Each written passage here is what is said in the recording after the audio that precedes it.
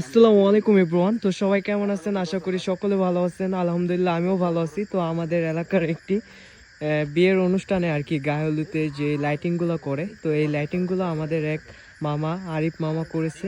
তো খুব সুন্দরভাবে করেছে উনি, দেখতেই পাচ্তেছেন ঝাড়টা কি সুন্দর হয়েছে, আমার কাছে খুবই ভালো লাগতেছে। আর এটা হচ্ছে একটি পুকুর, তো পুকুরটা খুব সুন্দরভাবে উনি সাজিয়েছে। তো আপনাদেরকে আমি দেখাচ্ছি।